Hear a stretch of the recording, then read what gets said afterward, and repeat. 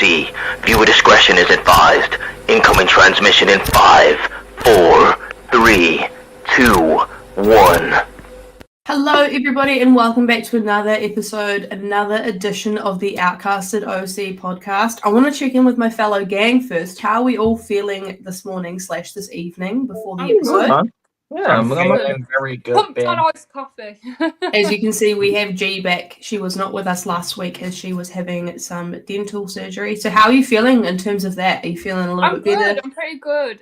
Most of it's healed now, so yeah. Nice. Good. Very good. Awesome. Means that she can yap about wrestling with us. So about Pepsi film. The favourite thing to do. Yeah. As you guys will all know, if you follow our social media, we have been posting, asking you guys to send us questions. We feel like we haven't done like a Q&A style video in a long time. And it's time that this piece of hair is actually really pissing me off. It's time that we kind of give the people what they want. Not the hair, but some Q&As. So we've all got a couple of questions, and I think we're just going to go around the group and ask them to each other, and each person's going to answer them, and we'll kind of just see how we go from there. It's a very relaxed episode, just kind of take very the time chill, to chill. Yeah, so who would like to go first? Because I know I've got some questions, but I'm happy to save mine till the end if you want. I don't mind. I'll go first. Okay. Right. I've got about 10 questions here. So whoa, popular. I've got loads. I've got loads too. Let's go for a nice start one then. So this person has asked, what got you into wrestling? First show you watched and your favourite character? Oh wow. Okay, that's very. We have to break that down then. I mean, I can go first because I pretty much know all my answers straight away anyway. I get that. What got me into wrestling? I used to have a friend that come round to the house that I lived at the time, was friends with a few people, and he just started watching wrestling randomly in our house. And I was so interested, and I just kind of started watching then as he was watching it in our house. So that's how I got into wrestling. The first show I watched was, I don't know, it was a random episode of Raw in the end of 2018, but the first big show I remember watching was Mania 35, so that was like just after, wasn't it? That one. So, yeah, you did it! No, you did it! You did it! You finally landed on the spot. I've got many stories to finish in my wrestling journey, and figuring out where the fuck that poster is also one. You pretty much landed it that time, and then you doubted yourself. I know. I played myself. And then my favourite characters is obviously Becky Lynch, and I've got to pick Bray Wyatt the Fiend as well. So, yeah. Love it. Ross, do you want to go next? So mine's a really weirder story of what properly got me into wrestling. So I'm also a massive anime head. I didn't know that. Sorry. Yeah, if you didn't know, now you know. When I was growing, thanks.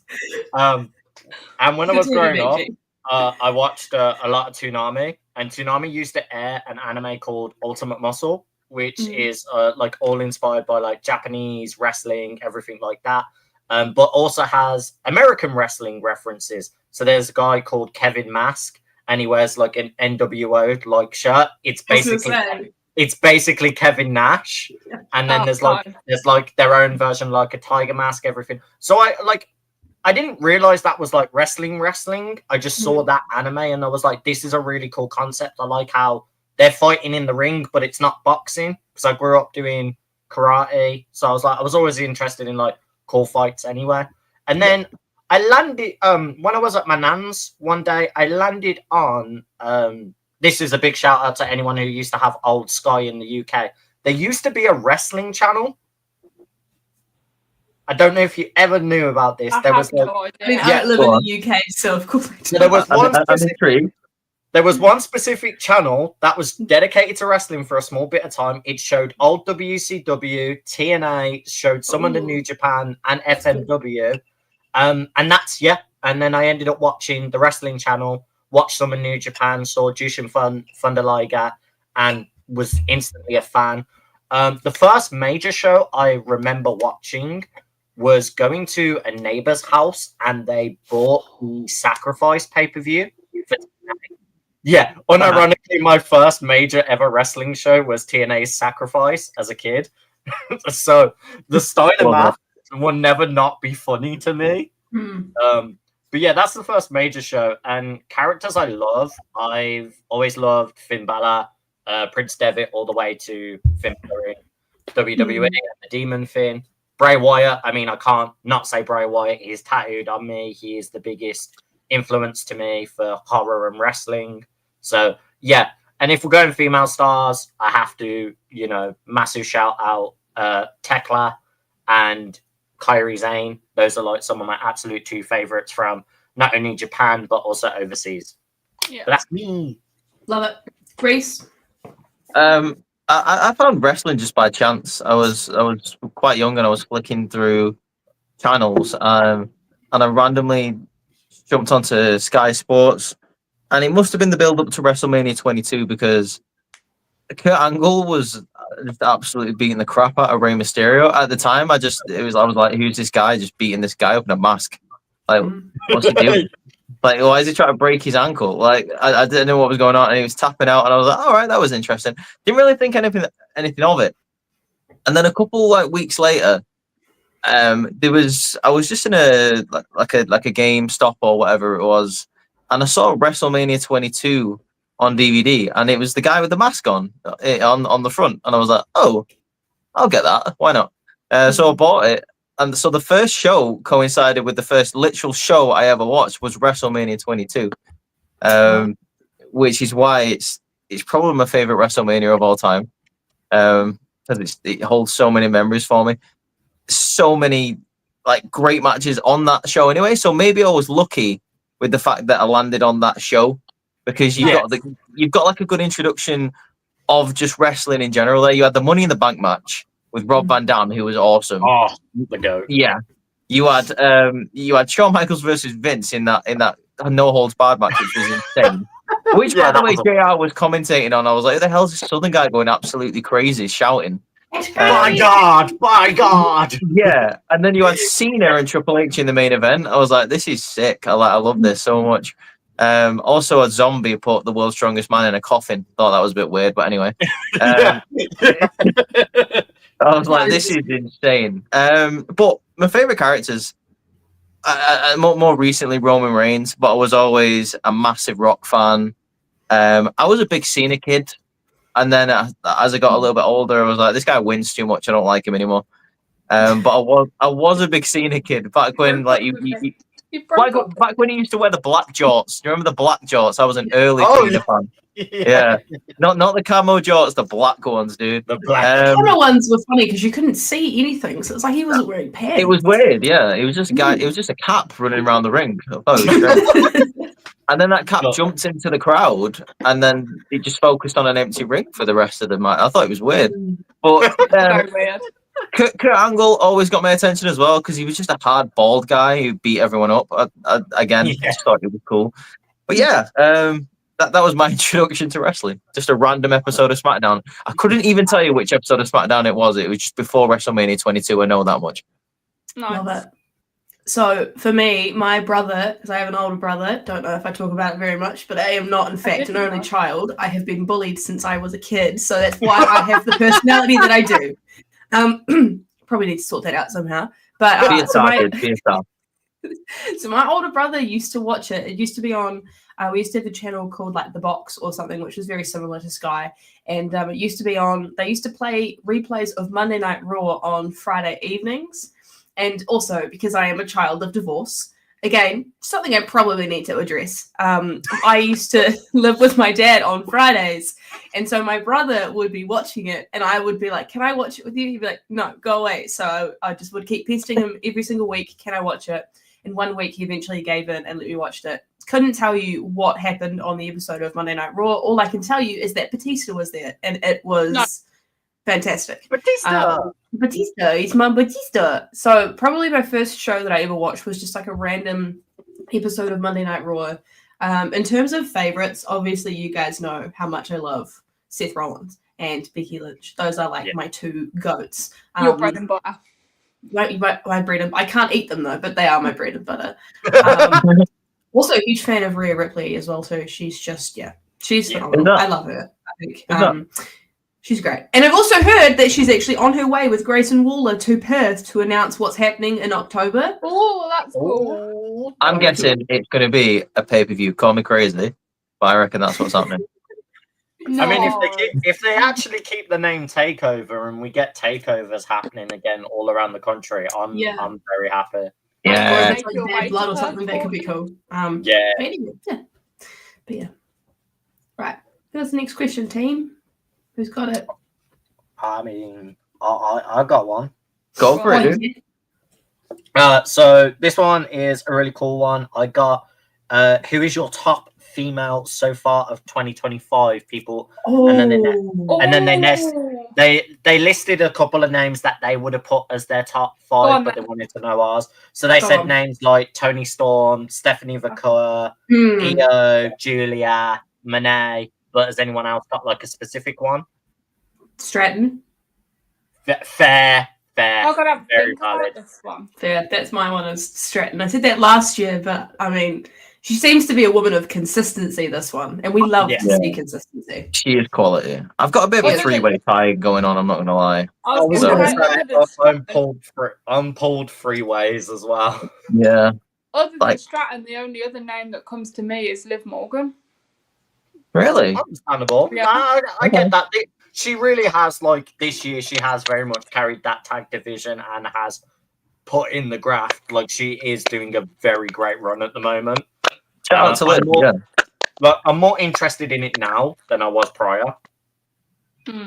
Yeah. I think she did her best work at like the end of last year and then like through the start of this year. I agree. She has done really well.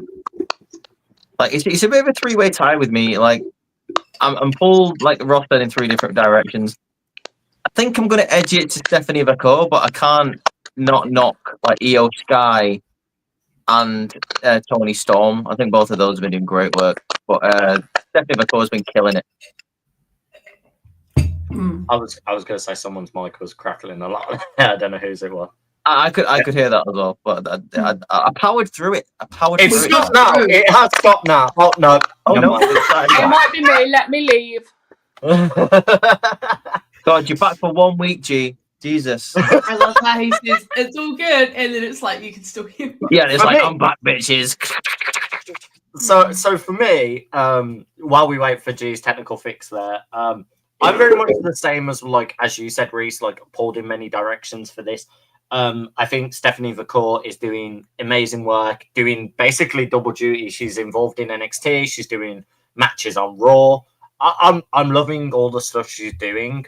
Felt a bit bad that she dropped the US title so quickly, but I get why they did that. They needed an extra match for obviously what they were doing with Battleground, freaking Stand and Deliver and stuff. Yeah. But yeah, in general, for me, the 3 I have to say, Toni Storm. I think she's doing an inspirational work. Some of the best character work I've seen. I loved how she flipped the script of I've gone back to square one, pretending I don't remember anyone, pretending this is the first time I've debuted. These are my first matches. Why am I getting an award when I've only had 4 matches with the company? And really played into it to then flipped it on Mariah of oh, you thought our dance was done. No, I've played everyone. I played my own self to prove a point. I loved all that story angle. Tekla, for me right now, the stuff she did in Stardom, being this anti-idol killer. In Stardom, the main thing with most of the girls there are I can dance, I'm an idol as a wrestler as well. So they have very girl dance groups, and the factions are all very bubbly and poppy, where Tekla's anti-establishment, anti-authority. She was nah, I'm going to destroy every pretty girl you put in the ring against me. And aligned herself with the War Dogs in Bullet Club as well. So I thought that was super dope. She's now left Stardom, so hopefully she lands in NXT or AEW. Either way, she's going to do great work, whatever she does. I've seen something about that. It looks like AEW might be winning the bidding war with her. Yeah. Oh, really? Yeah. It makes sense because it means she could still do work with Japan, and she can work with her partner, who's Clark Connors, who is in the Bullet Club War Dogs, who is in New Japan. So it makes sense they would do stuff like that. Yeah, and Athena and Tekla had a feud, which was amazing. I really enjoyed what they were doing, so I want to see more of that. Yeah, so like that's pretty much me listing off who I would put up there. I mean, Julia's self-explanatory as well. So I don't think she's hit the mark for me this year, to be honest, man. I don't know. She's had a bit of a slow start on NXT. I hope not specifically NXT, but for me, she was before she hit NXT, like very early 2025. She was doing incredible in Stardom to finish off her Stardom career before the NXT signing and finally establishing her, because she had an excellent match against Stephanie Vacour. Some of the most savage against each other. I would say honorable mention to Roxanne Perez as well. She carried that division. Like, simply carried it. Don't need to say much else on that. No, not at all. She's doing God's work. She's doing God's work. Right. Anyone have any more questions? Do you have any more questions from your... Do you want to do one of yours? You got any? Sure. We do. Oh, your mic's going a bit mad again, G. Oh, no. I don't know what's going on today. What's okay, happening? this is cool. Dropped your phone in the washing machine. Wash our machine. No, wash our machine. I'll wait till she comes back. Shank. What was that? Kitchen shank. Yeah, that's the one. I'll wait till she It's comes all right, go back. on, carry on. She'll like we'll just. I'm pretty sure she can hear it. Yeah, and if she misses it, we'll just. Okay, so the question that I have is actually, it feels like you guys can answer this more than I can, because it's very much related to the origins of the Outcasted OC. Oh, so, okay. Someone's asked, what made you start the Outcasted channel? Okay, so I can put my 2 cents in it.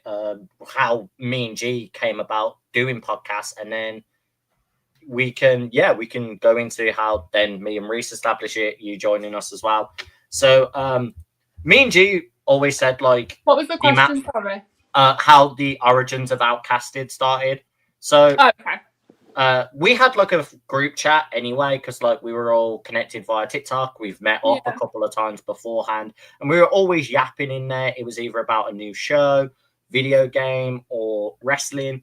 And then me and G sat down and had the idea of, we could do like a monthly podcast where we just recap everything we like. We can talk the wrestling pay-per-view. We can focus it on wrestling, but then we can also talk about films and stuff we were excited for. We called it. You guys set that up, didn't you? Like, you guys set that up. Over the podcast. Yeah, we did over the pond. Yeah, we did over the pond for a while, but then we kind of wanted to pivot and start doing more wrestling, and we thought it'd be better to get a lot more people involved in the wrestling space that we're really good friends with. And obviously, G put Courtney's name forward as like, look, I've watched this girl's content. Courtney. Yeah, she was like, I've watched this girl's content. I DM her all the time. She's super dope. I'd love to try and get her to work with us on a podcast. Luckily, country alignments, you being the furthest away, it still works UK time-wise for your, But also, like, the UK and New Zealand is not too different, so the humour is very similar. We get along. Yeah, exactly. Yeah, we can get away. We could both get away with the banter and swearing. Yeah. But yeah, I am incredibly thankful that I met Reese, obviously, and I'm also incredibly thankful that Courtney came. Obviously, we met Reese through a bunch of like different people. But I am incredibly thankful for TikTok. Why did you have to say but? Why did you have to say but? That was really nice. That was really nice what you were saying, and then you said but. Okay, let me start again. Okay, I'm very, very thankful that I met Reese. Obviously, we met Reese through mutuals, Courtney, who we also found on TikTok. The other Courtney, sorry, not me, the other one. The other Courtney. There's more than one. But obviously, I'm very, very thankful that this Courtney came on my FYP because she's fab. Yeah. Can you not say and instead of but? It sounds way more nicer to both of us. I mean, just take the compliment and move on. I mean, the first. I don't know. Reese bullied me the first time. Reese didn't even follow me. Yeah. I didn't know. I thought I was following you because you kept coming up on my For You. Bearing in mind, right? I'd only just started doing TikTok, right? So I wasn't sure on how to do stuff. Okay, so and you still don't. Exactly. So when G showed, like, I said, like, you don't follow me, you know. I was like, you're a dude, because you always come on my timeline. And then I realized I wasn't following it. I was like, no, oh shit. she was. Yeah, your algorithm was just giving you constantly for you pay. What was really funny is mine and Reese's first interaction with each other when we met in person. Bear in mind, I'm a few drinks in. I do a double take. I look at him and go, "You were literally just on my For You page." Yeah. And then I looked at him again and was like, you know Courtney. That's how I know you. And then we started. Well, he was with Courtney at the castle. I was just some random guy sat on the table. Like, I was just randomly talking to John and Courtney for no reason. Well, but we did have that though. We had random people come up to us and start talking to us as well. We had like it was a great experience. It was. Do you remember the Goldberg guy? He was amazing. Yeah. He kept coming up and just like, with the big title, just going, I love Goldberg. He's my favorite. I mean, like, yeah, we know. You just said that 10 minutes ago. and then we had the guys that were on a stag do to come to Clash at the Castle, and all three of them were dressed up as Orange Cassidy. It was the funniest fucking shit. And we had some cancelled people with us too, but we won't go into that. Oh yeah, we won't go into that. Yeah. But also the origin of the name, I think, is a really cool one that we actually kind of all collectively sat down and did.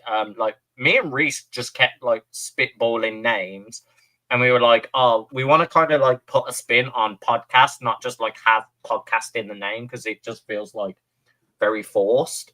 And then we were like, oh, how can we like put a spin on it? And they were like, oh, Outcast, because we're like casting it out to everyone and stuff like that. I'm a wrestling fan, so everyone hates us.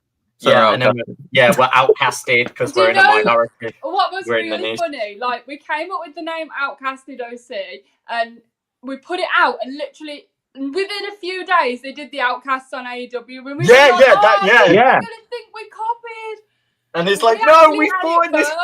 And the thing is, we put OC as well because we wanted to have it as like original content, because like for us, it's like these are our fresh hot takes. We don't like sit there, see someone else's ideas and just go, oh, that's us. Yes, other channels do predictions, other channels do reactions and stuff like that. But but that's predictions. You can't gatekeep predictions. Oh yeah, no, 100% stuff. I'm just throwing it out there as well, right? Is that the first time we've ever actually clarified on the podcast what the OC bit means? Yeah. A lot of people didn't know the OC. Yeah. You guys heard it here first. It's the first time that we've clarified it. You guys could have sat there and contemplated what the OC was. It could have been original chief, online community, outstanding content. You know, it could have been anything. It was original club, to be honest. There you go. Everyone just thinks it's a different. We are the one and original. We are the one and original club. You know, we too sweet in this place. So from my perspective, like the way it came across, obviously you and Ross G had the podcast, and you invited me on as a guest. Yeah. And obviously we'd kind of like linked up in Cardiff, etc., where we all started talking. The first time I ever had, like, after that, interacted with Ross was on like a random TikTok live. We stayed on there for like 4 hours talking to Americans. We did that a lot back then, and we don't do that at all now. Exactly. Well, they were the old days when like TikTok live was fun and no one argued. It was great. Yeah. So and it wasn't toxic. And there was no NPCs trying to essentially, yeah. And then like me and Ross started talking because obviously we found out we were interested in like similar things in terms of the TV shows we were into. So we were talking about maybe like doing like a thing separately, but then we all had that group chat. And then there was like 7 or 8 people involved originally, if you guys remember, saying who's going to do the design, who's going to do the logos and stuff like that. And then it became quite apparent that it was only like me, Ross, and G who was like moving forward with this, and everyone else was kind of like falling off a little bit. So we were like, oh, right, we're just going to make a new chat.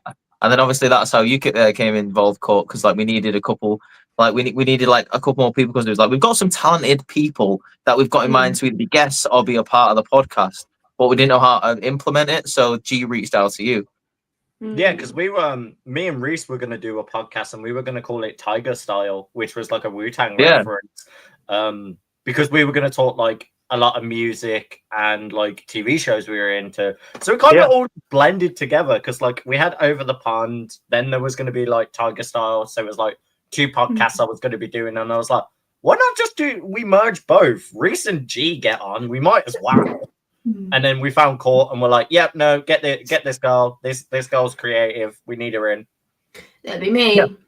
Yeah, y'all missed out on signing the best free agent to have on your podcast. We got. I literally said to these two when I was talking to them before we sent you the message call, I was literally like, we need to get her before somebody else does. Bro, no one else is after me. It's fine. She's a I'm not the biggest free agent on the market. As some people she's the Tekla of TikTok. You were though. You were. What was that, Reese? I said you're the Tekla of TikTok. Oh, I thought you said you're the heckler of TikTok. And I'm like, wow, thanks for that. No, I would never say anything so horrible about you, Club. Man, it's so crazy to sit down and just like actually talk about the origins of us because that's not something we've done in like nearly 2 years of us going now, which is crazy. It's weird, man. It's so weird. I love that. Whoever did that question, y'all, like hands to you. That's an amazing question. Because that's just gone like trip down memory lane of like so many levels of why the podcast is. I'm getting all emotional and nostalgic. I'm gonna cry. Okay. This kind of actually seeps into the next question that I've got. Talking about podcasts. What is your favorite wrestling podcast that you listen to? Obviously our own. Yeah, next question. No, joking. Honestly, I love Cultaholic Wrestling Podcast. I think it's so funny. Them three. There's usually like a combination of like a couple if one of them's off, but Matthew, Jack the Jobber, and Ross just like so funny together, and like they're just great. Like it's one of the only wrestling podcasts I listen to. Obviously, I'm going to mention like a couple of people like in our circle. Like shout out to like Uncensored, shout out to Who's Prop Wrestling, which by the way I'm appearing on tomorrow. I listen to those guys. So like I'm going to be appearing on an episode of Beyond the Mat.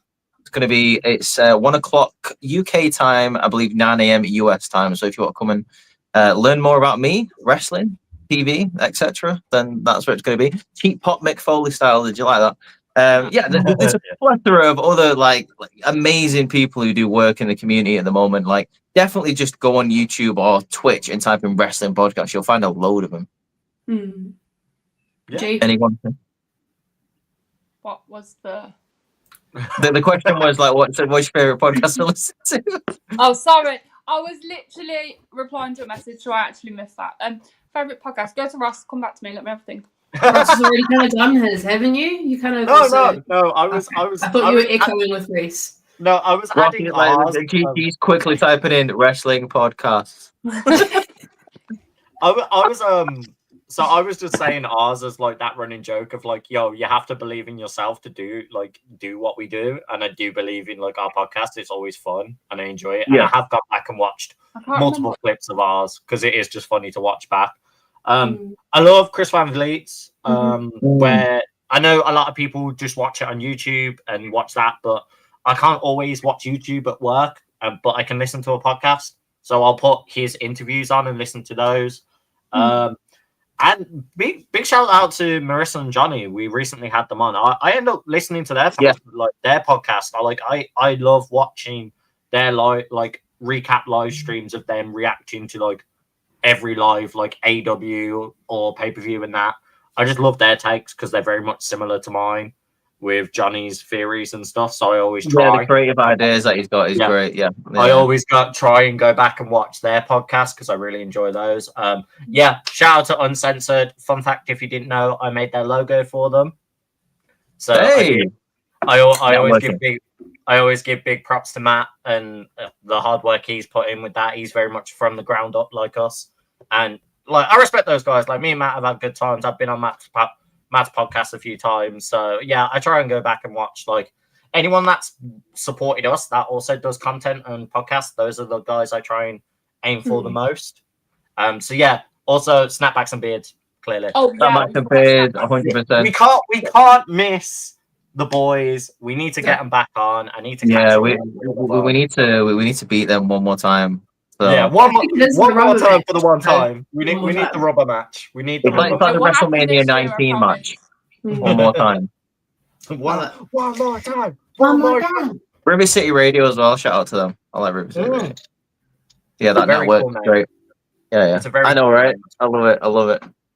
Well, I would say Stash Club, but they just had a bit of problems. Yeah. I did really enjoy watching them. But other than that, I recently stumbled upon a woman on Instagram called Hayley Rumbles. I don't know if any of you follow her. Yes. She landed Oh, on no, the old new page. And she has a all-female wrestling podcast that I've just started listening to called Femme Slam Podcast. And it's pretty good. I'm enjoying what I've been watching the past couple of weeks. Nice. I'll give them a look. Shout him out. Femme Slam podcast. I think Aisha's on that one, which is cool. In terms of myself, I really love listening to Chris Van Vliet's. I just love his interview style, and just the way that he is just really authentic with the people that he speaks with, and you can tell that he like genuinely cares about the people that he's talking to and wants to get to know them in and outside of the ring. And I feel like that's the best way to have a really good interview, is when you have that kind of perspective, as well as I love listening to like the Wrestle Talk podcast as well too. They put out some really good stuff as well. Yeah, pretty much. I don't really listen to many podcasts. Cultaholic too. I try to listen to podcasts, but then they all kind of they all cover the same things, and then they all very much kind of blend in together. And I'm like, I don't know if I'm listening to this one or if I'm listening to this one anymore. So it's kind of a bit hard to keep up with them, but that's all good. Quickly speaking about Chris Van Vliet as well too, I did get a question asking me if I did record my interview with Chris Van Vliet, and yes, I did. So I will be posting that eventually. Let's go. Spoiler, I basically just asked him what his favorite WrestleMania moment was, but that's okay. So I will post that when I can get around to it. I just need to edit it out. So I think the next question that I got here is, what is your dream job? I forgot to mention one podcast because Gira mentioned a full women's group. There is a British one called Tea and Tussle. It is free. They are 3 women. They are the first British podcast about wrestling that are all 3 females that are of ethnicity. Oh, okay, nice. What's the other women's one that? What's it called? Wrestling Wine Down or something like that. Yes, I know the one you're on about, where they drink wine and stuff as that while they talk about it and that. Yeah, I've seen a couple of clips of those. But yeah, I think that's a massive one I'd recommend. Tea and Tussle. They're a lot of fun to watch because they have the British humor like us. Oh, you'll have to send me that. Yeah. I'll make sure that I show you because they recently went to Mania, and a lot of them are like very much WWE and AEW fans, and most of them are CM Punk stans as well. So you'll be in your space. Very good. So my next question that I did have is, what is your dream job? Wow. Okay. If you're not doing your job right now, that's your dream. You should have a dream job, right? Yeah. Oh no, 100% do. Just the field for mine is ridiculous to get into. Oh man. That's a hard question, man. I mean, I could go first if no one else can think. Yeah, I can go first. Yeah. Okay. Cool. So 2 are in mind. I still train. I'd love to actually be a wrestler. It'd be a really cool thing. I mean, I watch enough wrestling. I train in the ring. It'd be cool to have that as a job. But I went to uni for an arts degree in games development. It's always been a dream for me to work in the games development field.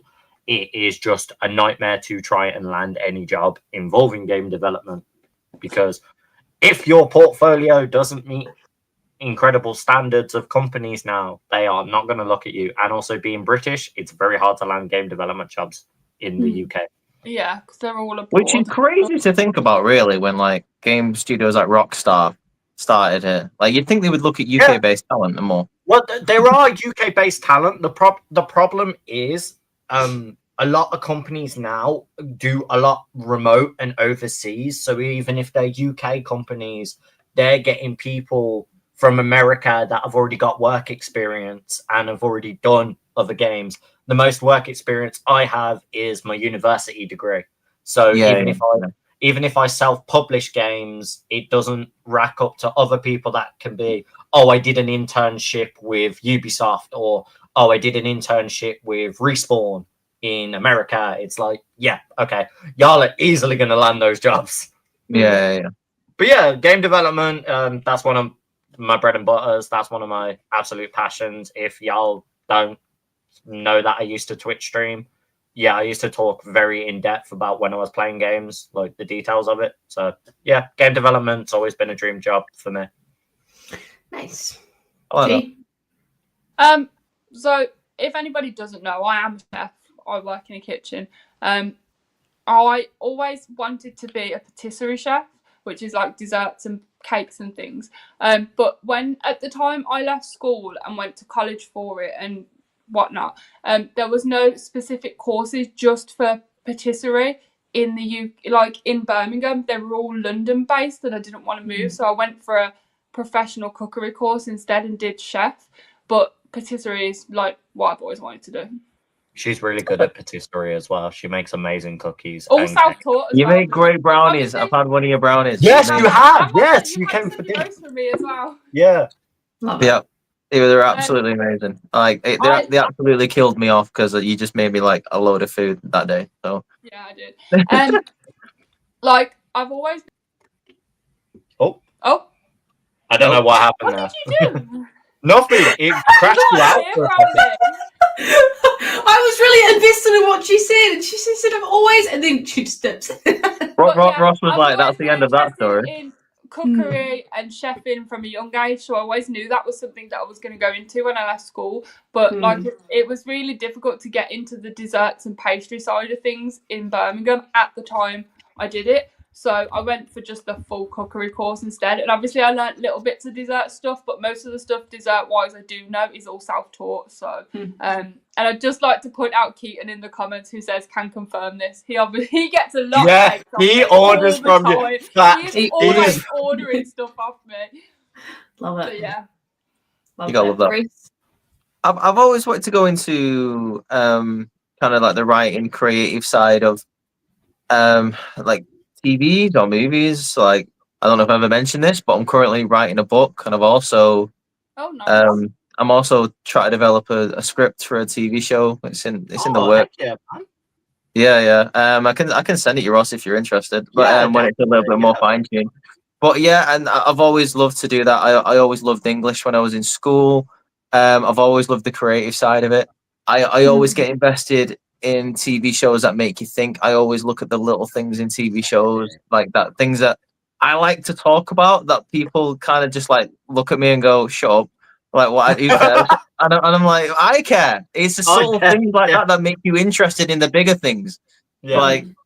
Like it's the reason why Grand Admiral Thrawn's my favorite Star Wars character, because it's the little things that makes him so interesting. It's the same reason why his books are probably the best in Star Wars, because they go in depth of he can read people's body languages and all that, and that's so important. When it's more important than you think when it comes to TV shows and movies, like people's body languages and stuff like this. It's great, and you have to write that into like the design for the episodes and all that, which is the bit that I really enjoy. So yeah, that's what I've always been interested in. Valid. Nice. I've always been really interested in doing something like related to this, but like as a full-time job. So the fact that I get to do this as like a side hobby for me, it kind of fills my cup up enough to kind of keep me going and see where I can go in the future and like how to work out that path for me. I really actually also really enjoyed my time when I was over in America interviewing wrestlers. That's something I want to do more. I just don't, you know how it's like you have an idea and you've got like a goal, but you just kind of don't know like what path to take to get there. I think that's more or less where I'm at the moment. But I think seeing other people in the kind of space that you want to be in shows that there is a way to get there. You just have to figure out how to make it happen. So that's something I have always wanted to really do. And obviously just working in the wrestling industry would be something cool, but I don't know how attainable that is, considering I'm very geographically challenged. But it's, I mean, always something to kind of keep trying, I guess. You can always reach out to people for the podcast that we could interview. Like that's a place down this road. Yeah, you could.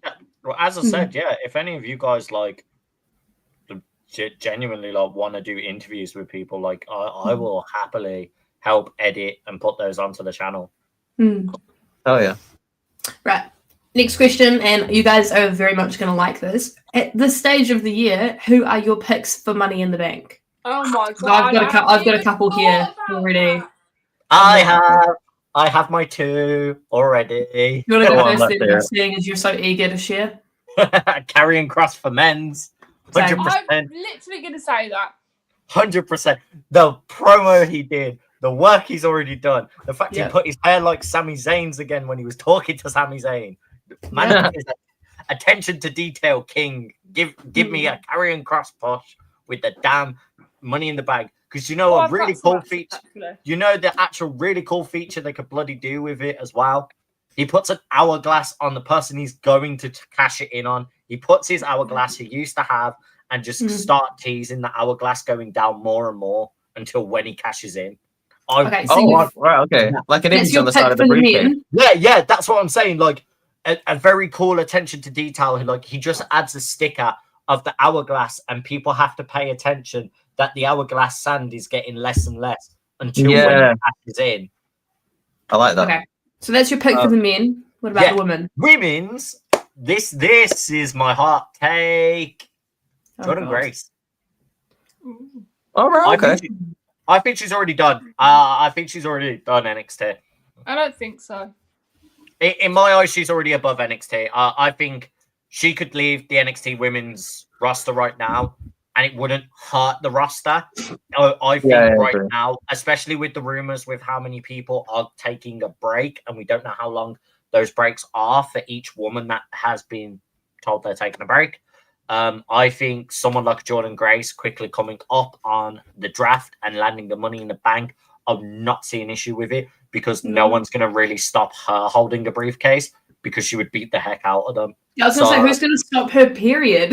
No one. Exactly. No one. So her cashing in makes sense. Oh, you know, have you seen like the meme going around that she's like swole Sabrina? Yeah, swole Sabrina. Alice literally said to me the other day, "Oh, she looks like Sabrina Carpenter."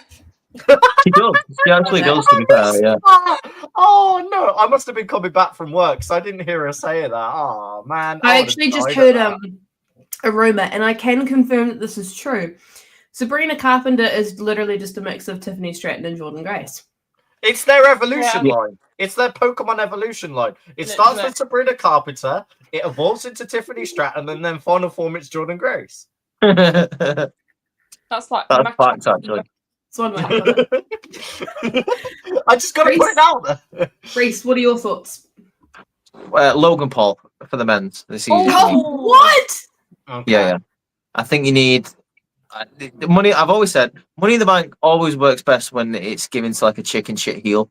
And there is no better chicken shit heel on the roster right now than Logan Paul.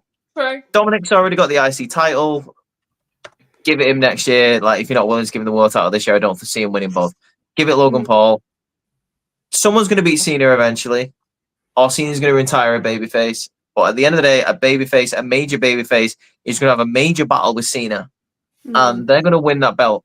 And the crowd are going to be so happy. Can you imagine Logan Paul coming out and cashing in on? But he would wait till the very last minute because he's so humble. Yeah, exactly. Yeah, that's how humble he is. He'd feel really bad about it as well. He would like hesitate.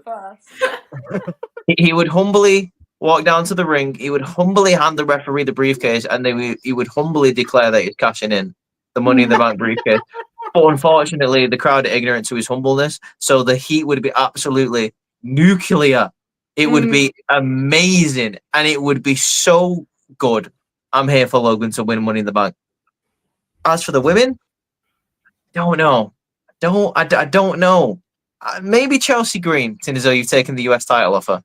Like, nice. give it to Chelsea. I wouldn't mind that. Maybe Jada Parker or Roxanne if they're going to come up, but I would. My first initial thought would be Chelsea Green. Yeah, definitely. Just to add to the Chelsea Green, someone asked me to ask Courtney this specifically. Why did you curse Chelsea Green? You interviewed her, and then after your interview, she lost the belt. Are you the unlucky charm now? We're getting into the secret service. What do you mean? I'm a part of a secret service. Why would I hex her like that?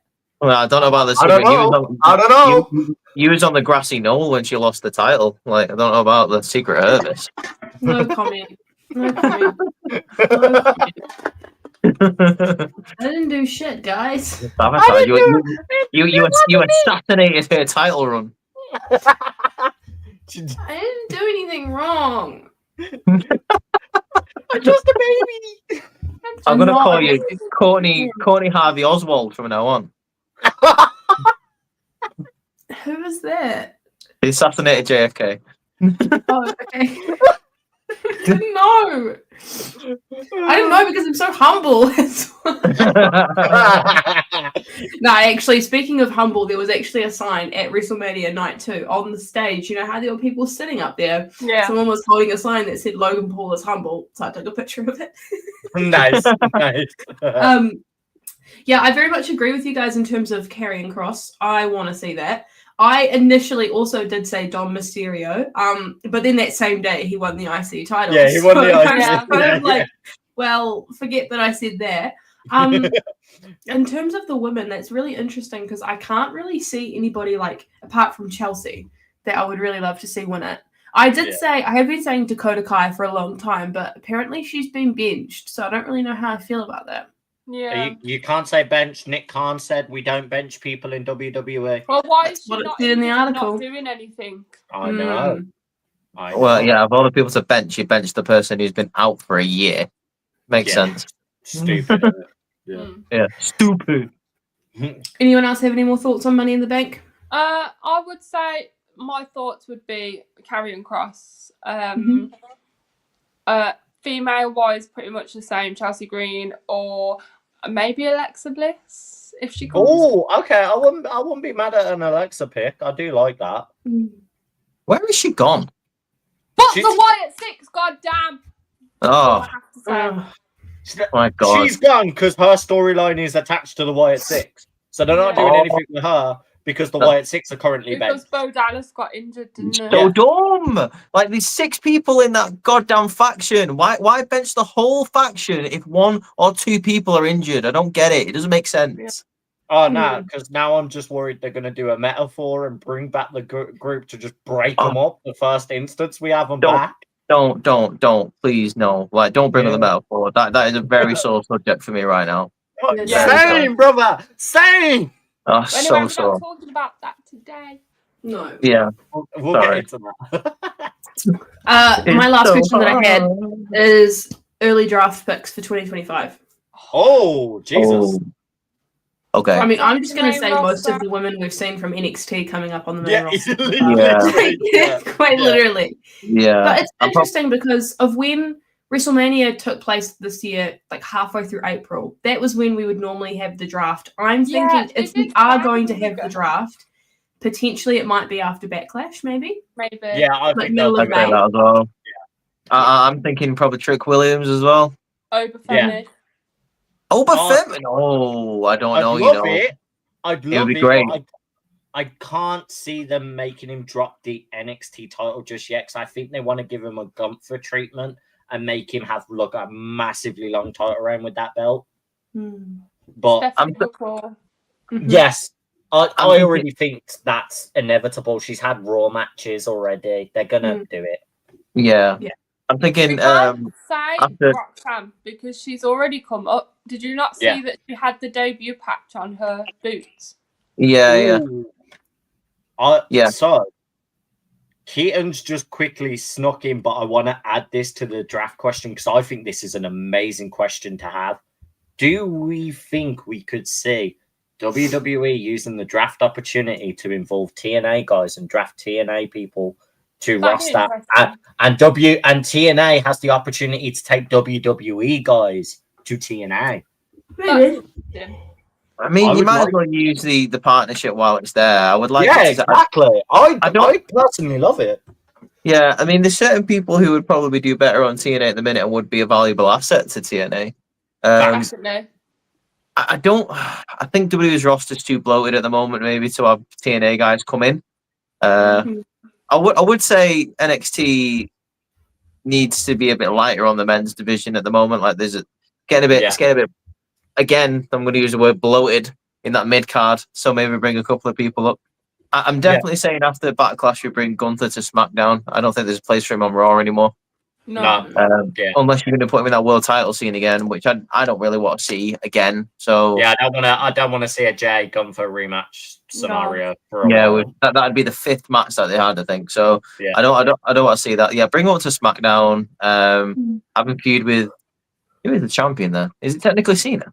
Yeah, yeah, it would be. Yeah, I don't know about him. I could see Gunther finishing Cena's run. I could see that. Can you imagine? That'd be pretty crazy. I think before then we need to see a Punk SummerSlam on Money in the Bank. That'd be great. That'd be cool. The only drafts I majorly had were like NXT call-ups. There's just a couple I think kind of now deserve it. I think Chemical X definitely should be drafted up as their team and be put in the women's main roster as a tag team because we need actually more women legitimate tag teams, not just put together. I was saying this to G. There's no disrespect to Lyra and Bailey and Lyra and Becky when they were put together, but they don't have the same. They don't have the same synergy. They don't have the same longevity that other tag teams could have together. So yeah. Chemical X, I think, definitely need to be called up on that scenario. Sol Ruka, for me, is main roster ready. I just don't think she's had enough screen time with a title, so they're doing that now, and I think she'll do very good with that. I have a feeling they're probably going to bring up Tony D'Angelo as well. Yeah, I was going to say Tony D.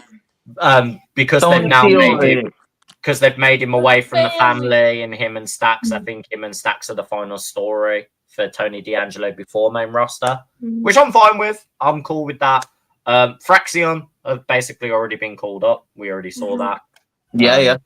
But they genuinely would have been ones that I could have seen been on the draft and drafted up. I think so too. Yeah. I think Phoenix and Penta are going to get both drafted to the same brand so they can start doing Lucha Bros work as well. Do you think so? Yeah. I want to see that eventually.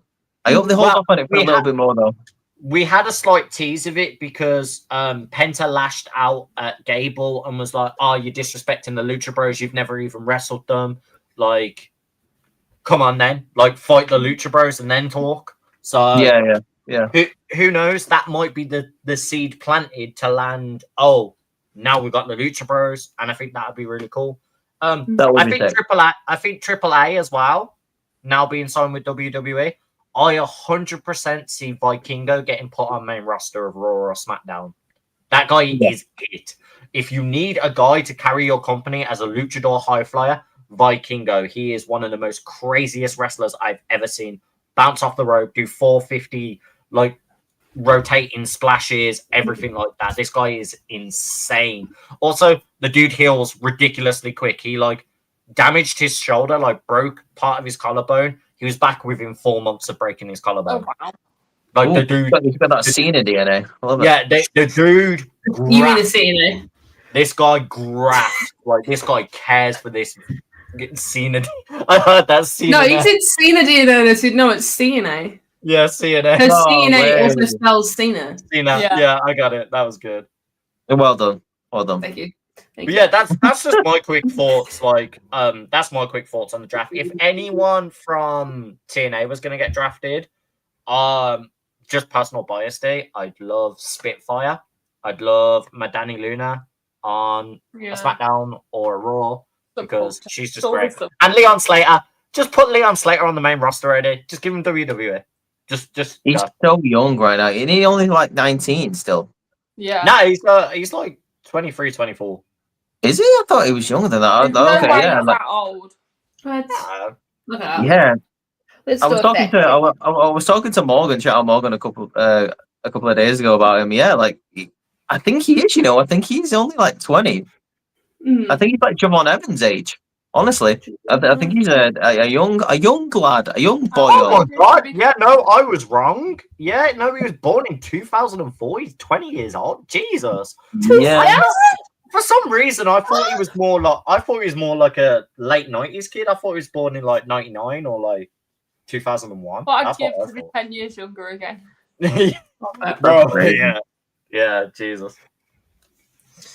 I did have one more question that I did get asked, and it's what has been your favorite match from 2025 so far? I would like to start because I know this one straight off the bat, and I'm not saying this because of recency bias, but it has to be that women's triple threat from night 2 of WrestleMania. That is like my now all-time favorite women's match of all time.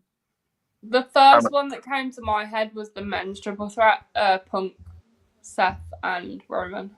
That also very valid. Valid. Yeah, Cody versus Cena. No, I'm joking. I'm joking. I'm joking. God, I would probably say. I mean, the men's rumble was pretty good. I really like the men's rumble. But either rumble is a good shout. But I'm gonna go with the women's triple threat as well. I think it really, really lived up to it. Shout out to NXT as well, though, because that men's triple threat in the main event at Standard Deliver was great. Yeah, that was hitting, bro. Yeah, Javon, Ober, and Trick, great match. Yeah, great. But yeah, I'd probably say the women's triple threat, definitely. So mine was very early on in the year. Like, I'm literally talking a few days into January. Mine was Gabe Kidd versus Kenny Omega at Wrestle Kingdom. Bro, what do you mean? Of course it was. Kenny Omega's final return back in ring after nearly dying. Listen, we sit here, all 4 of us. We all pick WWE matches. Ross is the only person that never picked. Okay, do you want my WWE one? I have a WWE one. Oh, don't let me crash out on you in a fucking minute. Don't waste a crash out on that, mate. Just you know what? My favorite WWE match, and I hate to freaking say it because I never liked the tag team to begin with. The Hank and Tank and fucking Fraxium match at Standard Deliver. Good match. For Very me, good match. That was baby. That is one of the greatest tag matches I've got to see this year so far. What about the ladder match from last week? Oh, I haven't finished that SmackDown. I need to actually go. Have you not? Yeah, the Street Profits match was amazing. I saw highlights. I haven't had a chance to sit down and watch the full match. Talking about Kenny Omega, where, and you've not even seen the TLC match. What's this about? Kenny Omega was injured. Where? I'm joking. I'm sorry, Ross. I'm sorry. Please forgive me. Bro, I wouldn't have cared if it was a subtle injury. He had the same thing Brock Lesnar had and nearly died, you fuck. Oh, Shane McMahon had it as well. Shane McMahon had it as well.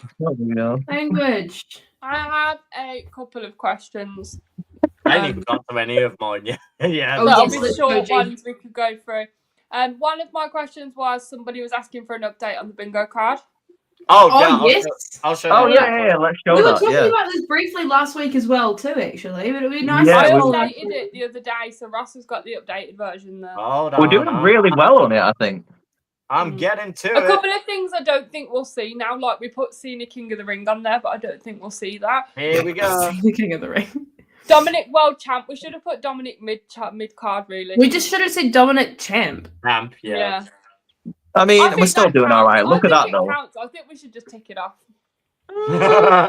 Okay, fine. I'll allow it. He's intercontinental. That's part of the world. Does Obafemi World Champ count as his NXT World Champ? I think he was already NXT champ when we wrote the bingo card, so I don't know if it counts. No, yeah, Reese went really stupid with it and went, no, I mean WWE World Champ. And I was like, are you sure you mean that? And he's like, yeah, we're going with that. Oh my God. Listen, I had high hopes for a living for Mr. Obafemi, okay? High hopes for a living. But it still could happen. You never know. That's who Jay Shop in the title things that could happen in this one. Cena versus Logan is entirely possible. Judgment Day split seems inevitable. Yeah. I think it's probably going to happen at Backlash, or maybe even just after it. Worlds Collide. Did we say Worlds Collide return? No, we said NXT versus TNA. That is going to be the Worlds Collide thing. Yeah, but they're doing it with AAA. They're not No, doing it's it with TNA. AAA. Yeah, it's not with TNA. No. Oh, were they? I thought TNA was involved as well. No, I thought they no, were like a AAA. three-way one. Nah, it's Oh. just AAA. Yeah. Mhm. Boo. Through AAA. Who are they anyway? I'm joking. I know they are.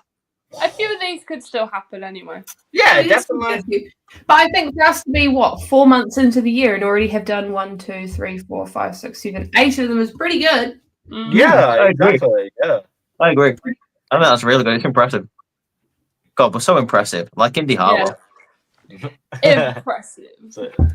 Look, Court has to say it. She's the closest to that side of the world. You have to say it, Court. Here's an interesting Impressive. one. And there we go. Here's an interesting one, considering we all pretty much make wrestling content. One thing you would love to change with the wrestling fan base? I've got one straight away. Oh God! Damn, that's like. You're not allowed to I've name got his one. name.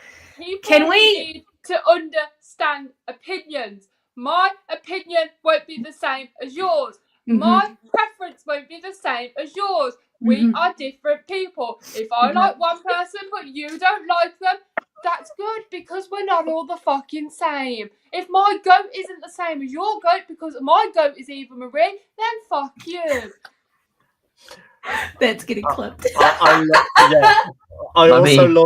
I also love the fact I've just saw 3 people in the chat, and it is the same retrospective. We got a how long have we got? A preach and Crash Out coming. So they know us too damn well.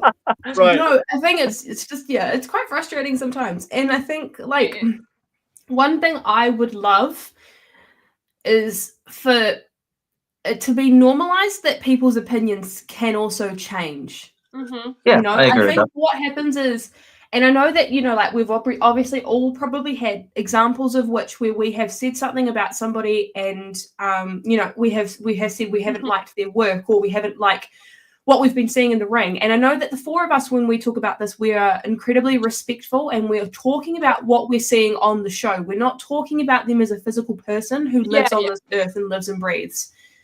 I think for me, the biggest thing is I just want it to be more normalized that people's opinions can change. And I know that people always fixate on, oh, but you said this like a year ago about somebody. And if I haven't said anything about that person since that time, do you think I still share the same thoughts, feelings, and emotions about that person? No. But it frustrates me when you want to make content and you want to talk about a specific person, and then you have all these people in your comments being like, weren't you talking shit about them a year ago, blah, blah.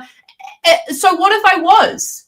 So what if I was? Am I not allowed to change as a human being? Am I not allowed to evolve? Do I have to have the same opinions as I had a year ago?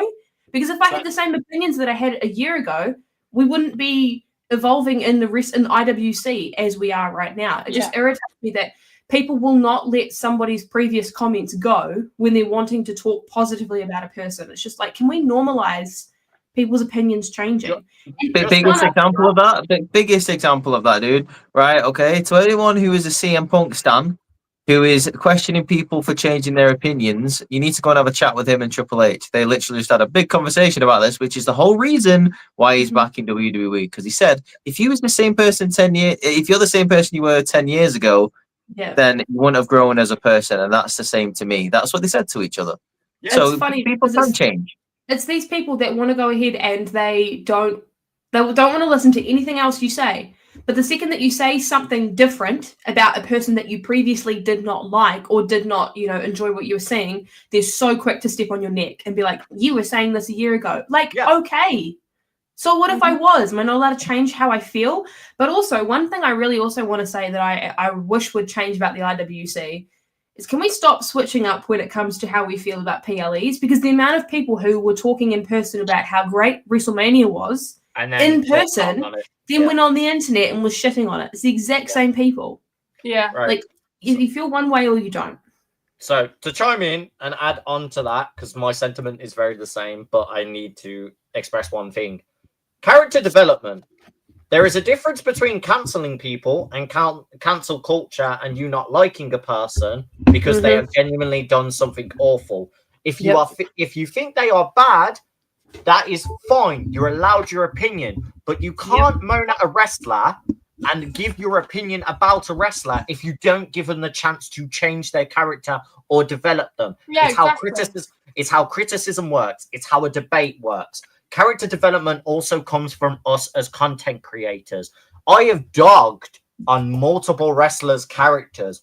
Them as human beings, I love because they're in the business. I have no right to hate on them as a human being because they're in the industry I give a damn about. They're putting their body and their life on the line.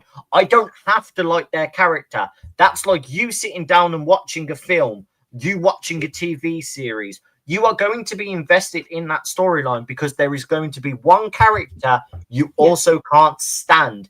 But when their storyline starts developing, then you have an interest in it.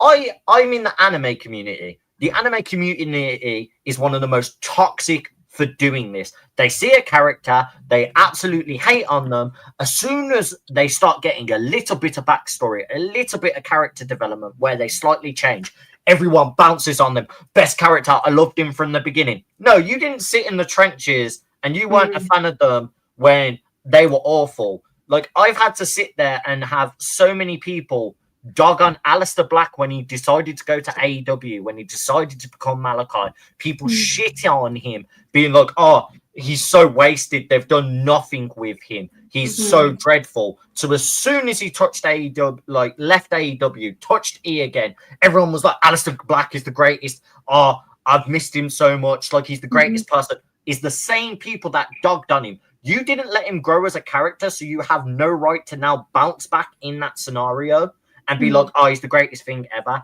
You ride because you want to see them grow. Don't hate on the people that give their opinion saying, like, look, I don't like the character right now, because they're sitting to see the character get better.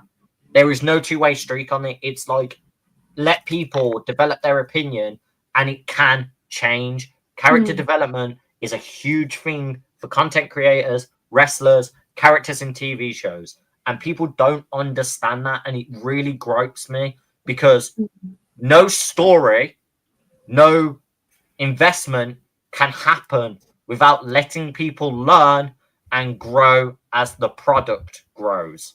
Yeah. I agree with that. Like John Cena, perfect example, John Cena. He nearly got fired.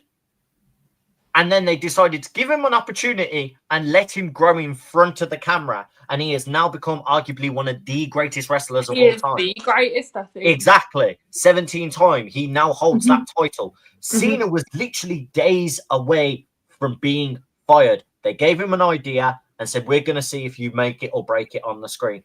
Some people don't. Look at Cody Rhodes. Cody Rhodes got fired. He took his character, developed it into something new, had so many people hate on him because he wouldn't turn heel. But now look where it's landed him. He's now the guy for WWE. He is one of your faces of a company. You let people develop. You let them grow. Not everyone is going to tickle your fancy. Not everyone is going to be someone you instantly gravitate towards. But that happens in every TV show. That happens in every video game. You think I sit there and go, oh, I like every single character of this game I'm playing. Oh, I like every single character of a TV show. No, I will outright call out a character that is awful. But when they start developing and they do cool things, I'm going to be like, cool, I still don't like them. They don't match my personality and what I like, but I can respect what they've done. Like, there are many examples I can give, but I'm not going to go too long on this. The only thing I want the IWC to change, genuinely, is don't poach other people's content and say word for word exactly what they say, and then criticize them for you saying the exact same thing a couple of months down the line. I also want people to not negatively knock others. Like, you can say you don't like a pay-per-view. You can say you don't like this wrestler potentially winning this belt, or this wrestler doesn't appeal to you. That is perfectly fine. But don't make it your whole agenda to hate on someone because they like that person. And I've seen that way too many times. I've had situations where I've posted something and somebody has put in my comments a hate comment about said wrestler I've ranked somewhere and then decided to attack my personal appearance. Yeah, exactly. Yeah, that's what I'm saying. this is the thing that really annoys me. There is no. You can have a discussion. They're like, F you for putting Cena at 7, but your hair looks shit or your teeth are wonky, and I literally get that all the time. It's like they go ahead and add that last little bit in because they think it's going to be the zinger that really hurts. But if anything, why would you, like, if you want to attack someone's appearance, attack their appearance. If you want to attack their thoughts, do that. But don't try and combine the both because you think it's going to soften the blow. It doesn't make it any different. But like, if you're going to call me out for having, like, fucked up eyebrows, go ahead and do it. Like, stick to a lane. Don't do both. The thing is, this is what I was like adding on to that. That's the perfect example I was going to say. G gets this way too fucking much, and I saw you get it as well recently of Courtney, with some of the comments you've got about like the live stuff and everything. We've discussed it. Fuck me, check out my Star Wars channel. You'll see it a lot on there. Yeah, exactly. The thing is, you can have a difference of opinion with a person. You can say like, look, I completely disagree. Do it fucking respectfully. Did your mom and dad not raise you fucking right? Or did you not just understand basic human decency? Cool. You don't like this person's opinion. If you don't like it, there is a simple thing to do. Don't fucking watch it or skip past it. You don't need to comment a massive insult. Or if you have a difference of opinion, come into the conversation with a discussion, with a, I don't like this opinion because of this, this, and this. I don't think you should rank this person personally in this position because they've done this and this. That is what's called a debate, not an attack of a person. Coming in and going, oh, you didn't put fucking Eddie Guerrero's theme at number 1. Oh, you're fucking four-eyed or you're wonky or fucking your beard shit. Is not a fucking comment. TikTok isn't too bad for it. You post a reel on IG, that's it. Oh, yeah. Yeah.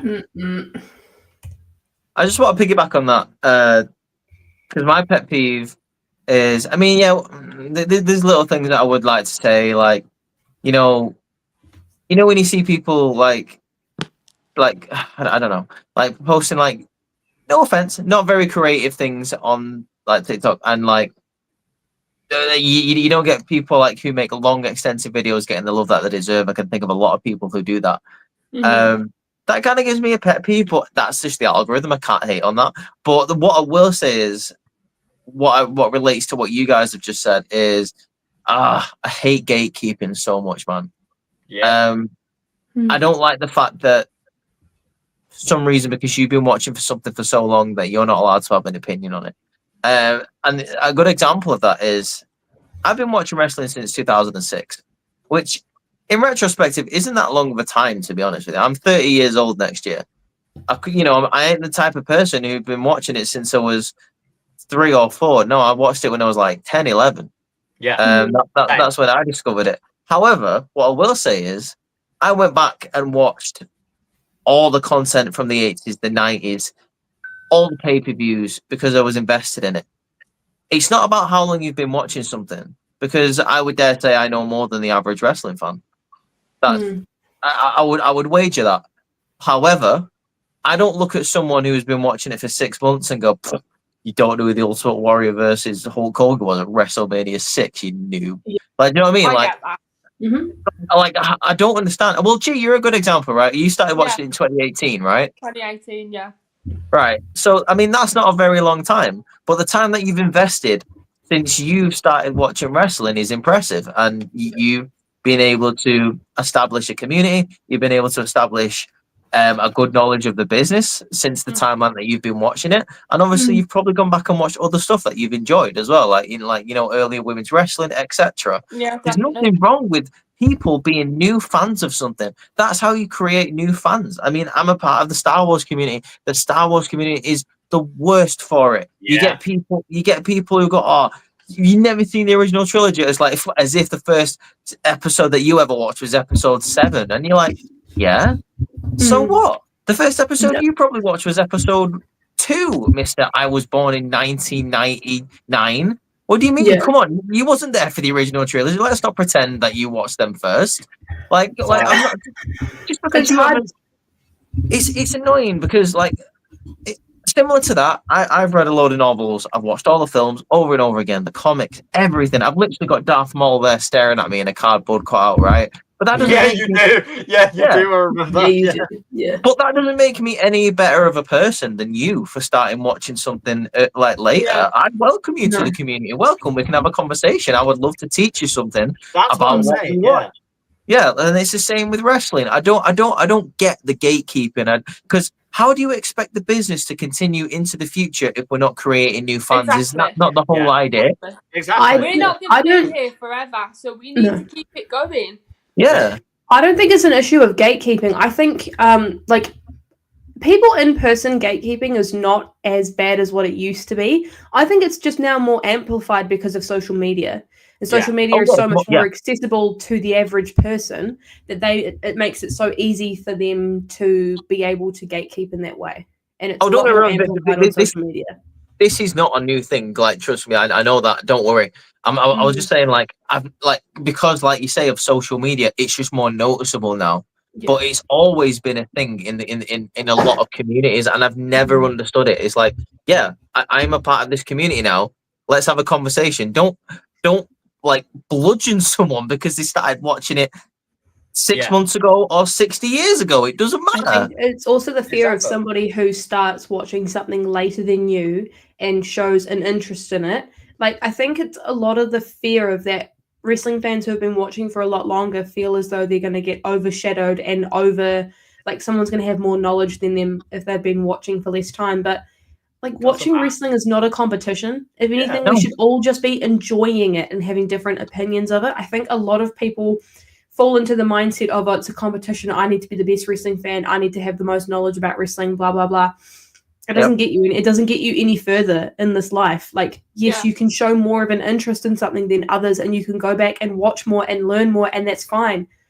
But that doesn't take away from that 6-year-old fan who started watching wrestling because their dad watched it and they love Cody Rhodes and they want to go ahead and see him as a role model, or a young woman who sees somebody like Tiffany Stratton and is struggling with body image issues and wants to see somebody like her as a positive influence. Are you going to stop those kids from watching it too? Like, I absolutely love it. So and this is a great example of like younger people getting involved in stuff, because I'm in a Discord and we do quizzes all the time.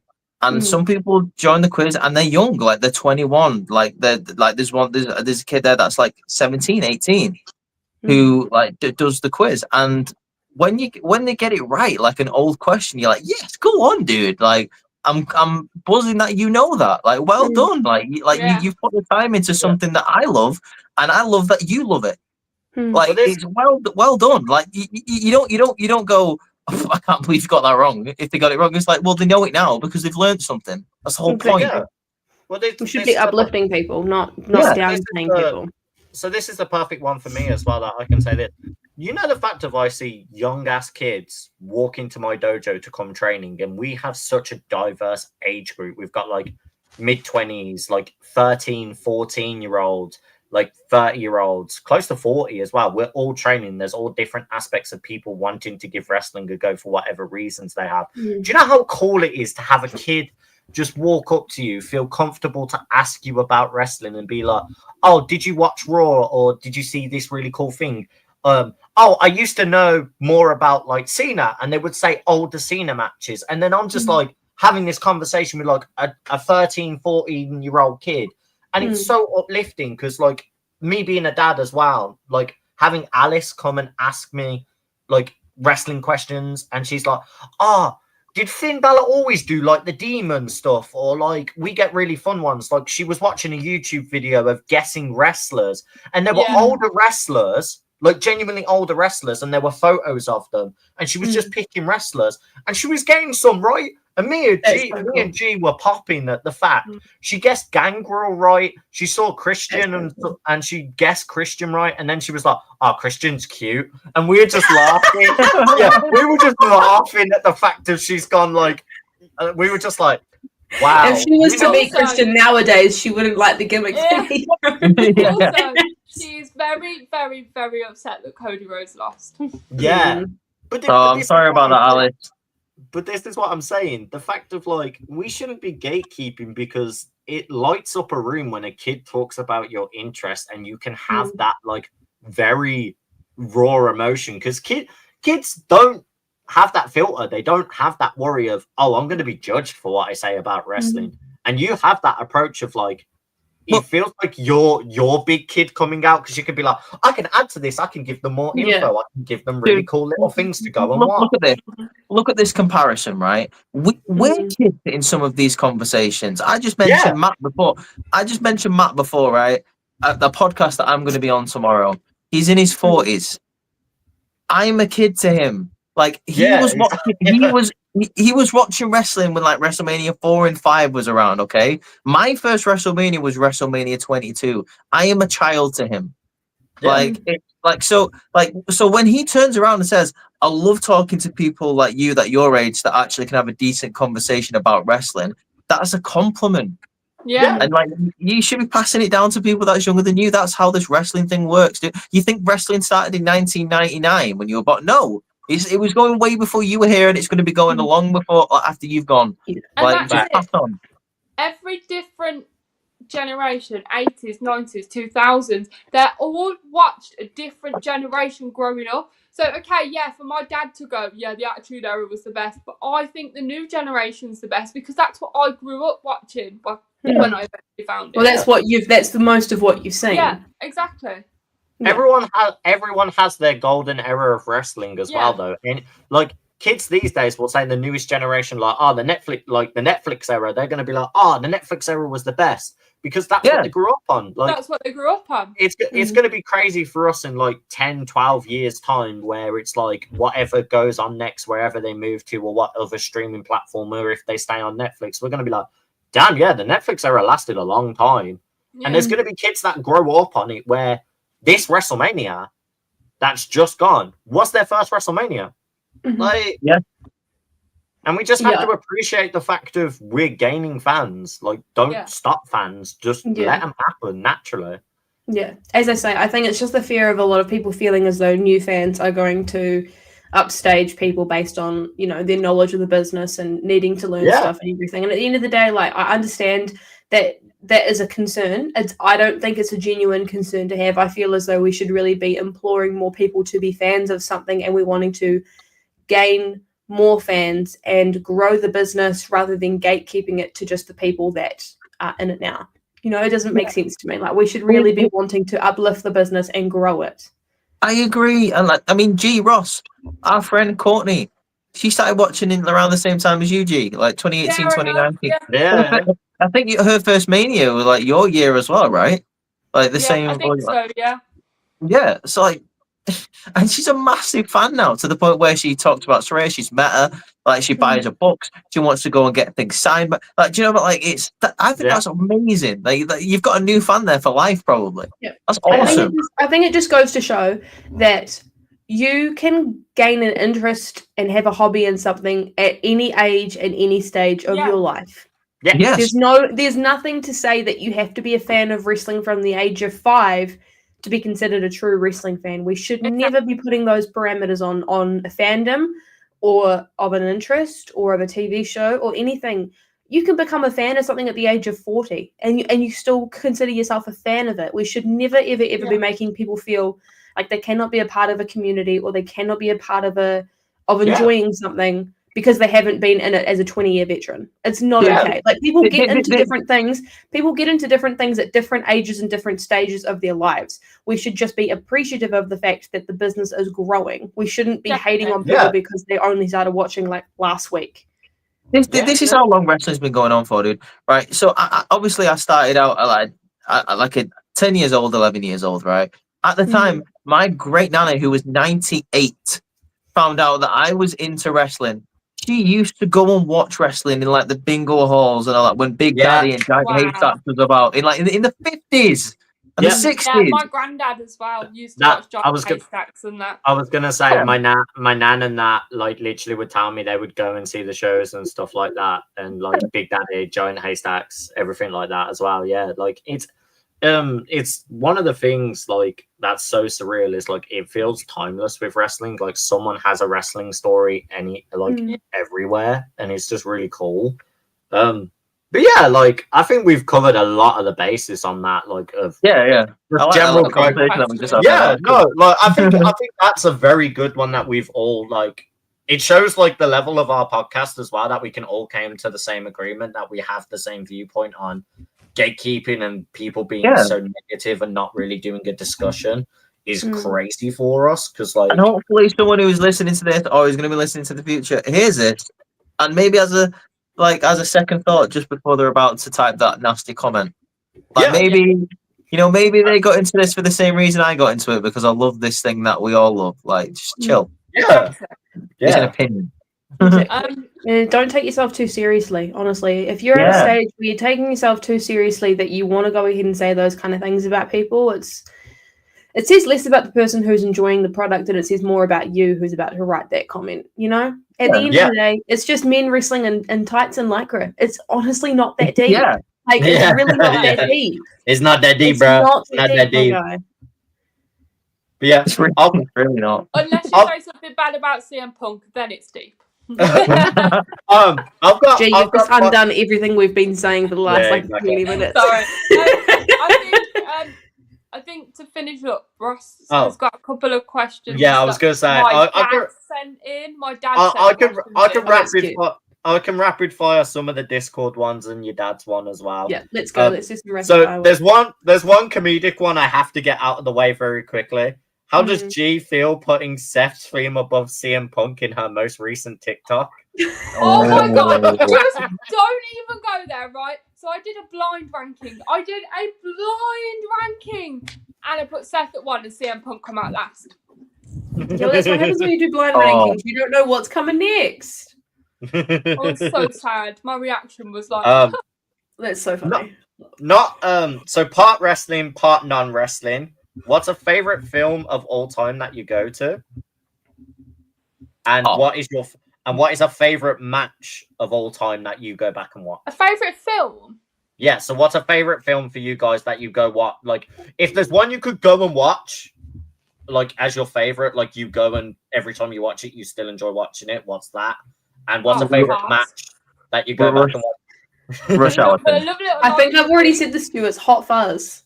Yes. We have discussed that multiple times. Movie. Yeah, well, look, catching those killers then. That's just the one killer. He's not going to get up again. Mate, there are so many. I'm in the same era of the Cornetto trilogy. Mine is Scott Pilgrim vs. the World. I love that. That's a good film.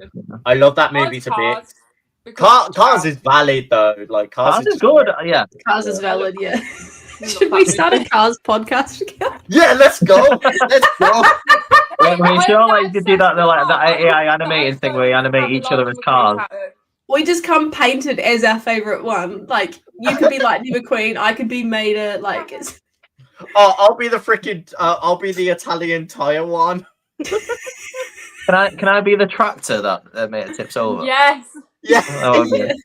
Now I'll be the freaking I'll be the giant van that carries McQueen, the one where he's doing His name is Mac. Actually, Ross, you need to be the tractor because you crash out every single time someone mentions you. True. Everyone, whenever someone mentions Japan, Ross just goes. Someone clip that. It's too real. I got it. I'll write it down.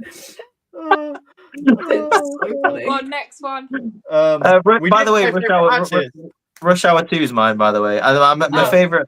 Rush Hour 2 is amazing. I will stand by that film forever. Funniest film ever made. Match that I would go to. Ooh.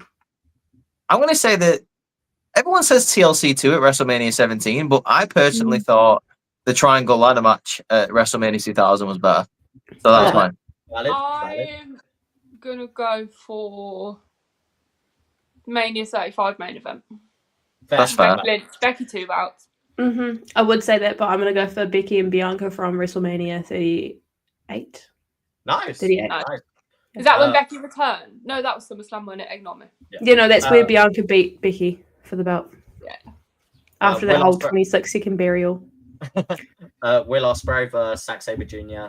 Royal Quest because I was there in person and It was true UK. It was true UK at its best. Don't you fucking start. What was that? Carry on there. He's taking the mick of me talking about New Japan is me being the tractor that gets towed over because I crash out that people like I talk about New Japan. I didn't even pick up on it. I thought it was just you yawning. Thanks, guys. Do we as a group like Seth's new faction that he's created? Yes. Yeah. Yeah. I've been rocking with Seth Rollins for a long time. I will love anything that man does. You cannot tell me not to love him. I'm sorry. I feel like Bron Breakker's winning the most out of this because that guy's just been elevated incredibly quick. Yeah, my guy is looking like a beast. Huh? Oh, Bron winning Money in the Bank is a shout, you know. He doesn't need it. I hope he doesn't get it. He doesn't need it. He really does not need it. No. That guy could step into the main event. That guy could challenge Jey Uso for the title tomorrow, and it would be valid. He doesn't need a briefcase for everyone to know that. Fair. You know what I mean? I always think the Money in the Bank should be given to like a mid carder who isn't really getting their shots. Yeah. Carrying. Then I also have one from G's dad. Shout out G's dad. I actually really shout out G's dad. If with Undertaker, because that's his favorite wrestler, if you could pick anyone to go up against him now, so it'd still be a good match, not retired Undertaker, like where Undertaker would still be good, and like prime Undertaker, you could pick anyone in the roster currently. Like, who would you have him go against? I feel like I've been glazing this guy the whole time, but Karrion Kross. I'm not. Nah, valid. I like that. Yeah. Either that or Bo Dallas. Like a Wyatt 6 Undertaker, man. Yeah. That'd be good. Yeah. I like that.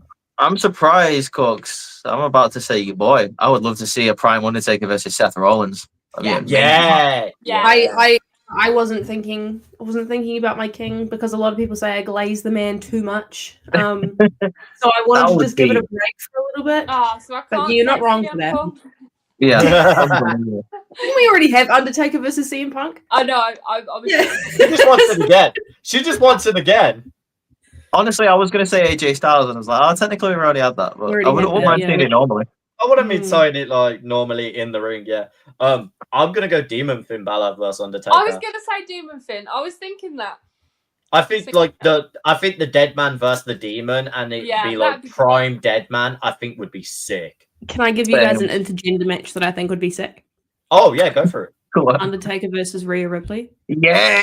Oh yeah. No. I'd love that. Yeah, 100%. That'd be so. Oh, cool. Actually, I'm surprised none of us had said Undertaker versus Damian Priest. That would be a good one as well. Undertaker versus bisexual Undertaker. Hey, to be fair, I was just saying it because Undertaker was like Damian's inspiration. I wasn't saying it because of that, but seeing as though Undertaker's been glazing him himself lately, Undertaker versus Obafemi. Undertaker seems to love him right now. I like that. Yeah. I like that. True. I mean, so I've got one other one, which is really funny because we were talking about how like everyone should just be a different fan. G's dad decided to cause chaos, and I think it's a really funny one to I've ask. seen this question. Who is the biggest wrestling fan out of us four, and why would you say as a person you say? Probably not me. I would put you. I would say you. Me. Because you've beat the bucket list for us. You've been Mania. I was going to say Ross. I'm not going to lie. Go. You've been Mania. You've got a Money in the Bank briefcase. You've got a title belt. I have none of those three in my arsenal. That doesn't mean shit. Yes, it does. Buying the merch doesn't mean shit. There's people that I know that own wrestling merch that don't actually care about it. Do you want to go ahead and say that they're big wrestling fans too? If I didn't watch wrestling, I'd still buy a CM Punk shirt because I think he's fit. Yeah, they are cool. Okay, that as well, yeah. Why would you say me, Reese? I appreciate you said me, but like, why? Because you go out of your way to watch a lot. That everything. Cue the tractor noise. To like watch a load of different promotions. Like you know, you don't just you're not one of those guys who just go, oh yeah, what Stardom? It's great. no more further questions, please. I'm scared anyone asks me any further questions in case I actually have to name 3 Stardom people. You watch Stardom, you watch New Japan, you watch TNA. Like, do you know what I mean? I'm edging my bets to say that you probably watched at least 3 or 4 indie shows around WrestleMania. Like, to be honest, Who watched Bloodsport? He didn't. Did you not watch Bloodsport? No, I watched them days after. I have watched Bloodsport. But that's what I just said. Like around the time of WrestleMania. Like, I'm not saying you watched them live. You're a busy guy. I watched GC Dub, so I watched Bloodsport. I watched the Progress as well. And I can't remember what the I think it was GCW again, but it was the one where Fuego del Sol got demasked and basically retired in the ring, which was crazy. Yeah.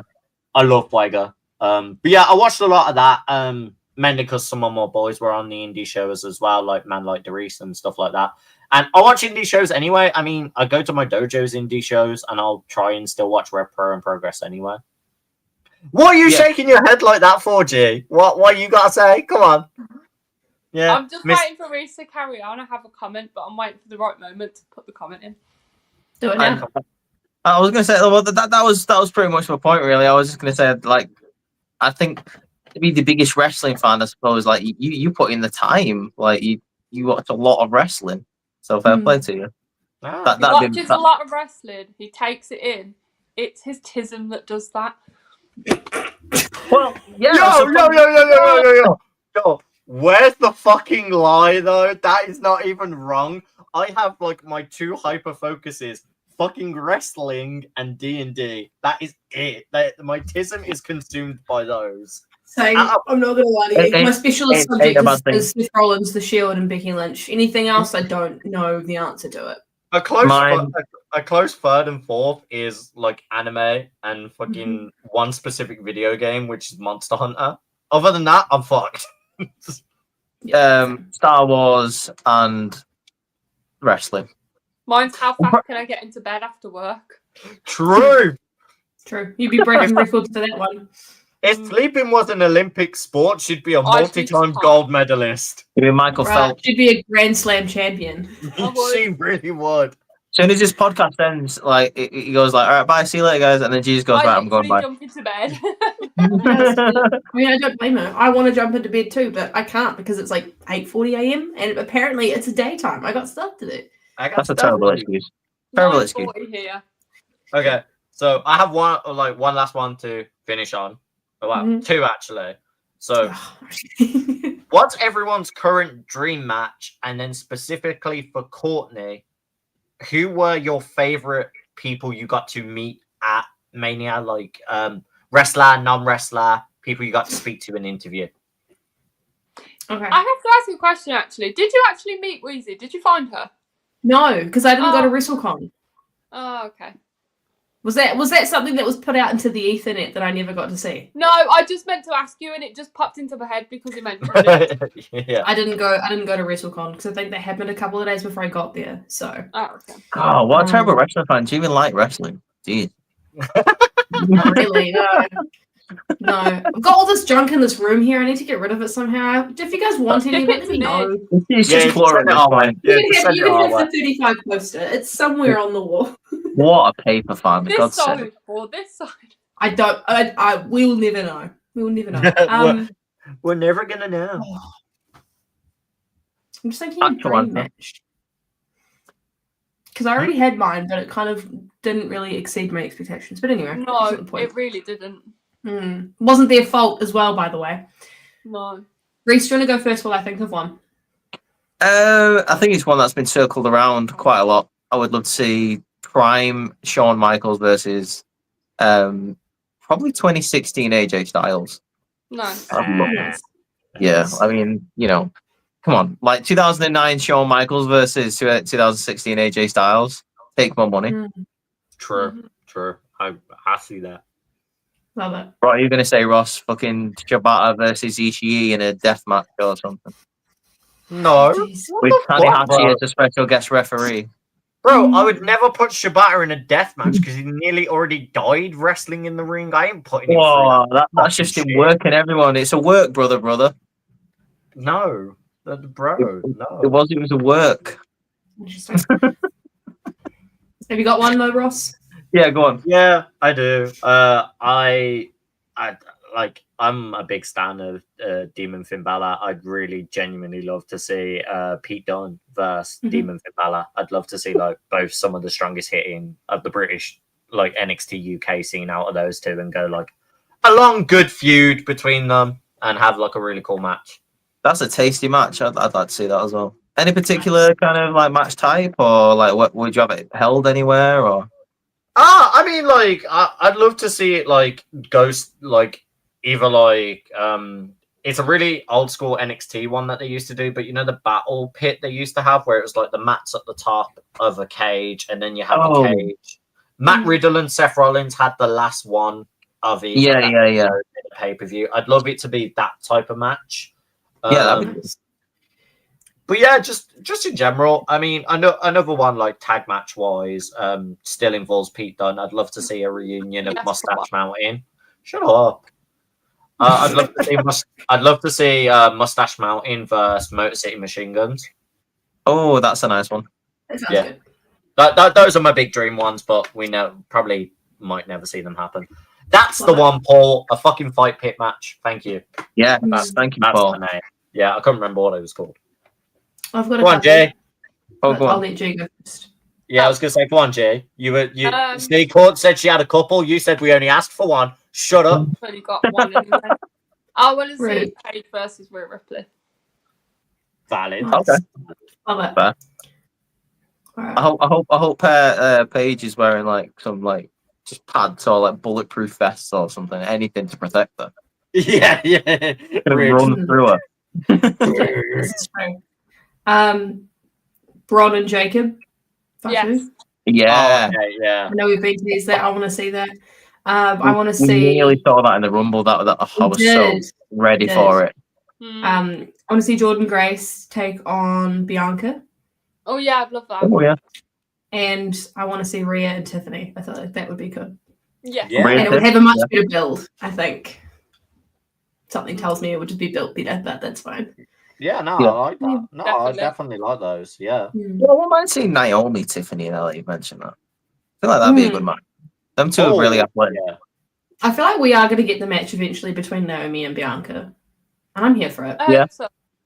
I hope so too. Yeah. G? She's already done this. Have you not got any more? I thought you had another one. I thought that's why you were talking. She's adding to the conversation. No, I know. That's why I thought she had another one. I didn't mean it in a bad way. Yeah, I've just seen one in the comment section as well too from Malik. Seth Rollins versus Will Ospreay. Oh, Malik. Yeah, that'd be cool. Will Ospreay would cook though. Will Ospreay would win. I mean, I would have loved to see Prime Shawn Michaels versus Prime Seth Rollins. I feel like they both have had a lot of parallels within their careers. And you know what? I've got one to fucking throw out there. Okay. Prime Triple H versus Will Ospreay. They were beefing. I'm just thinking about the comments in the back of my mind. I wasn't expecting you to say that. He's just picking names now. No, they were genuinely beefing. Will Ospreay. Oh look, someone in the comments said the same match as me. Oh, shout out! Is that your bot account, G? It's on like a minute and a half delay. I mean they have a Roman Reigns picture. If it was G being a bot account, that's the wrong icon. That's how you like. That's what she wants you to think. That's what you want. You want them to think. She got me that. Yeah, got me there. Randy Savage versus AJ Styles. That'd be amazing. I'd love that. That'd be cool. I like that. Yeah, so like as I said, just to wrap up, Courtney, who was like some of the fun people you got to interview? Some of the guys really wanted to know like who were some of the cool celebrity people you got to meet, or any of the wrestlers, or who you met from the wrestling community, or like other community members that you want to kind of plug. I feel kind of bad because I didn't get to see many community people. I feel like if I was there for a little bit longer and went to WrestleCon, I definitely would have had more of a chance to catch up with people, but my schedule obviously wasn't decided by me, so I couldn't really decide where I could do much else.